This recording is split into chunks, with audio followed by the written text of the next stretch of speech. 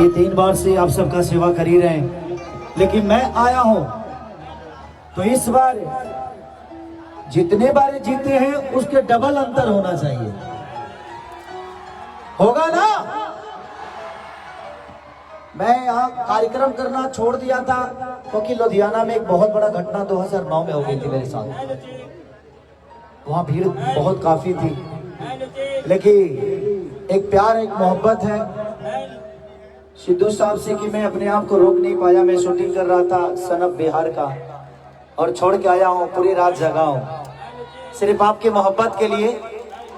तो इस मोहब्बत को आप सबको दिखाना है कि खेसारी का आना और इनका जिताना आप सबके हाथ में है। और मैं चाहता हूं कि तब तक ये कुछ बोले आप सबके बीच में, क्योंकि मैंने अभी इनके किए हुए बहुत सारी चीजें देखी।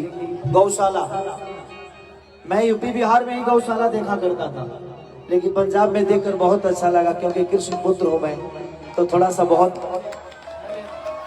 फुर्सत हुआ मुझे।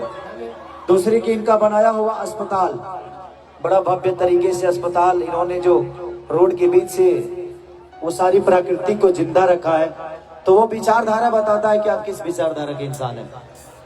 तो दिल से थैंक यू। और मैं आया हूं तो जितने लोग मुझे प्यार करते हैं वो इनको जिताएंगे ना? जोर से हल्ला करके बता दो आई लव यू।